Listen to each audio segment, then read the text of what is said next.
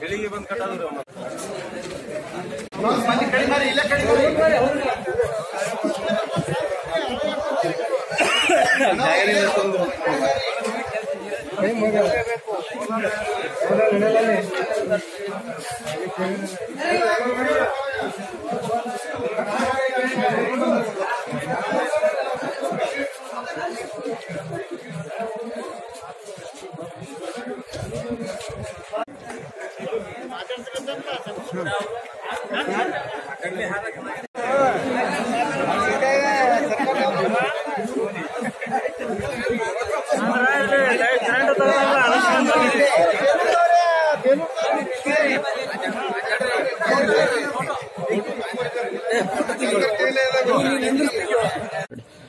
ಭೀಮಾ ತೀರದ ವಿಜಾಪುರ ಜಿಲ್ಲೆ 38 ಹಳ್ಳಿಗಳಲ್ಲಿ ಈ ವಿದ್ಯುತ್ ಅನ್ನು ಸ್ಥಗಿತಗೊಳಿಸತಕ್ಕಂಥ ಕ್ರಿಯೆ ಕಳೆದ 2 ದಿನಗಳಿಂದ ನಡೀತಾ ಇದೆ.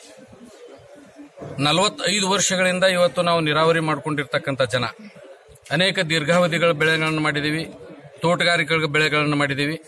ಅನಿರೀಕ್ಷಿತವಾಗಿ ಈ ರೀತಿ ವಿದ್ಯುತ್ ಕಡಿತ ಮಾಡಿದರೆ ರೈತರಿಗೆ ಲಕ್ಷಾಂತರ ರೂಪಾಯಿ ಹಾನಿಯಾಗತಕ್ಕಂಥ ಒಂದು ಸಂದರ್ಭ ಈ ಸದ್ಯ ಇದೆ. ಮತ್ತು ನೀರಿನ ಸಂಗ್ರಹಣೆ ಸಾಕಷ್ಟಿದೆ ಭೀಮಾ ನದಿಯಲ್ಲಿ. ಕಳೆದ ತಿಂಗಳನ್ನೇ ಮಹಾರಾಷ್ಟ್ರದವರು ಗುಬ್ಬೇವಾಡ ತನಕ ನೀರು ಬಿಟ್ಟಿದ್ದಾರೆ, ಗುಬ್ಬೇವಾಡ ಹಿಳಿ. ಆಮೇಲೆ ಈ Sonnad back water up to ಅಗ್ರಖೇಡ್ ತನ ನಿಲ್ತದೆ.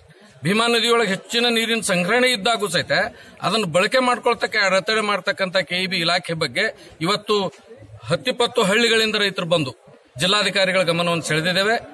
ಜಿಲ್ಲಾಧಿಕಾರಿಗಳು ಸಹಿತ ಆಶ್ವಾಸನೆಯನ್ನು ಕೊಟ್ಟಿದ್ದಾರೆ, ಆ ವಿದ್ಯುತ್ ನಿಲುಗಡೆ ನಿಲ್ಲಿಸ್ತೀವಿ ಅಂತೇಳಿ. ಅದರ ಪ್ರಕಾರ ನಡ್ಕೊಂಡು ಹೋಗಬೇಕು. ಅದರ ಜೊತೆಗೇನೆ ಇವತ್ತು ನಮಗೆ ಮೇದಲ್ಲಿ ಮತ್ತೆ ಮಹಾರಾಷ್ಟ್ರದವರು ಸಮಾನಾಂತರ ಗಡಿಯ ಕೊನೆ ತನಕ ನೀರು ಬಿಡ್ತಕ್ಕಂಥ ಪ್ರೋಗ್ರಾಮ್ ಹಾಕೊಂಡಿದ್ದಾರೆ.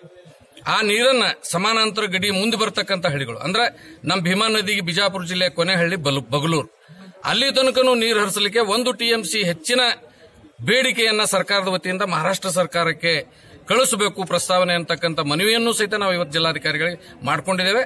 ಸರ್ಕಾರ ತಕ್ಷಣವೇ ಕಾರ್ಯಪ್ರವೃತ್ತ ಆಗಿ ಮಹಾರಾಷ್ಟ್ರ ಸರ್ಕಾರದಿಂದ ಇವತ್ತು ಅವ್ರು ಏಪ್ರಿಲ್ನಲ್ಲೇ ಬಿಡಲಿ ಅಥವಾ ಮೇದಲ್ಲೇ ಬಿಡಲಿ, ಅವ್ರು ಸೊಲ್ಲಾಪುರ ಕುಡಿಯುವ ನೀರಿನ ಪ್ರೋಗ್ರಾಮ್ ಇದ್ದಾಗ ಅದನ್ನು ಬಗಲೂರುವರೆಗೆ ನೀರು ಹರಿಸತಕ್ಕಂಥ ವ್ಯವಸ್ಥೆಯನ್ನು ಮಾಡಬೇಕಂತಕ್ಕಂಥ ಮನವಿಯನ್ನು ನಾವು ಇವತ್ತು ಮಾಡ್ಕೊಂಡಿದ್ದೇವೆ. ಆ ಒತ್ತಾಯ ನಮ್ಮ ರೈತರಿಂದ ಇದೆ.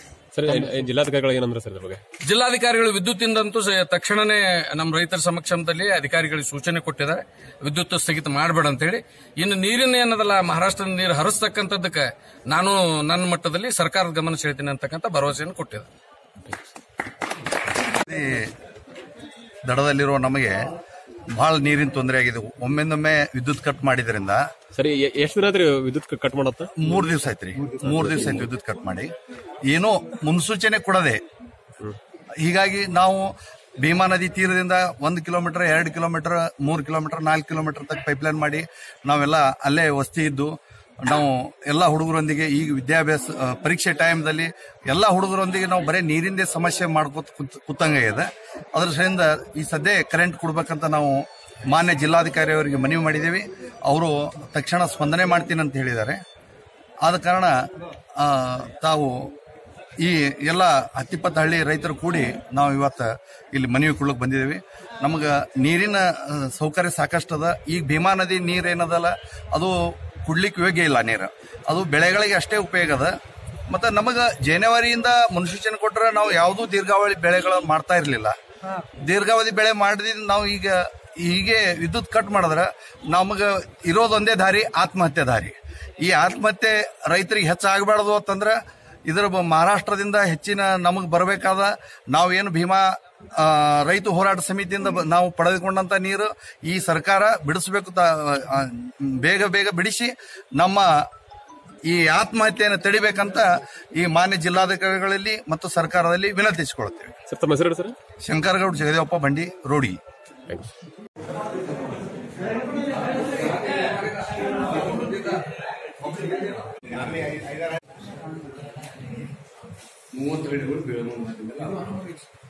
ಮತ್ತು ನಾವು ಕಾನೂನುಬದ್ಧವಾಗಿ ಸುಪ್ರೀಂ ಕೋರ್ಟ್ ತನಕ ಹೋಗಿಸಿದ ರೈತರ ಸಂಘಟನೆ ಪೊಲಿಟಿಕಲ್ ಪಾರ್ಟಿ ಅವ್ರ ಪ್ರತಿ 2 ತಿಂಗಳು 3 ತಿಂಗಳು ಬಿಟ್ಟ ಇಳಿತನ ಅವ್ರು ಬಿಡ್ತಾರೆ.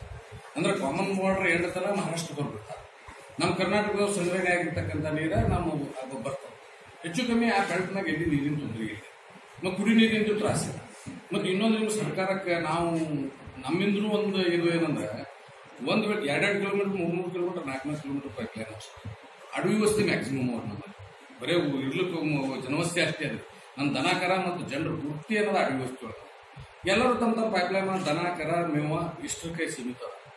ಮತ್ತು ಈ ಸಡನ್ ಆಗಿ ಇವ್ರು ಕರೆಂಟ್ ತೆಗೆದ್ರಂದ್ರಿ ಬದುಕಿ ದೀರ್ಘಾವಧಿ ಬೆಳೆಯೋದು ಸರ್, ದಾಳಿಂಬದ ರೀ, ದ್ರಾಕ್ಷಿ ಅಲ್ಲ, ಈ ಸಡನ್ ಆಗಿ ತರ್ತದೆ. ಈಗ ಲಕ್ಷಾಂತರ ರೂಪಾಯಿ ಸಾಲ ಮಾಡ್ಕೊಂಡು ಇದಕ್ಕೆ ಮತ್ತು ನೀರಿನ ಶಾರ್ಟೇಜ್ ಇದ್ದ ಮಾಡಿ, ನೀರಿನ ಶಾರ್ಟೇಜ್ ನೀರಿನ ಸಂಗ್ರಹಣೆ ಇದ್ರಿ. ಮತ್ತು ಈಗ ಮೇದಾಗ ಏನದ ಇನ್ನೊಂದು ಟ್ರಿಪ್ ಮಹಾರಾಷ್ಟ್ರದವ್ರು ಬಿಡೋರು ದಯಮಾಡಿ ಅಲ್ಲಿ ನೀವು ರೈತರಿಗೆ ನೀವು ಕನ್ವಿನ್ಸ್ ಮಾಡ್ತೀವಿ. ಅಲ್ಲಿ ಟ್ರಿಪ್ ಮುಂಜಾನೆ ಮಂದಿಗೆ ಬರ್ರಿ ನಾಳೆ ಹೋಗಿ ಟಿ-ಶರ್ಟ್ ಕೊಟ್ಟೆವ ಅಂತ ಹೇಳಿ ಅನಿರೀಕ್ಷಿತ ಬಂದು ಏನ್ರಿ. ಬಟ್ ಇಲ್ಲಿ ಅದ್ರ ಸರಿ ಸರ್ ನೀವೇನು ಕೆನಾಲ್ ಮಾಡ್ಲಿಕ್ಕೆ ದಯಮಾಡಿ ಅಲ್ಲಾದ್ರೂ ಸಹಿತ ಯಾರು ಇವತ್ತು ಕೃಷಿ ಹಣ್ಣು ಮಾಡ್ಕೊಂಡಾರ ಲಿಮಿಟೆಡ್. ಯಾಕಂದ್ರೆ ರೈತರಂತೂ ಸಾಮೂಹಿಕವಾಗಿ ನಮ್ಮ ಹೊರಗಳಿಗೆ ತೋಳ ನಾನೇನು ಮಾಡಿ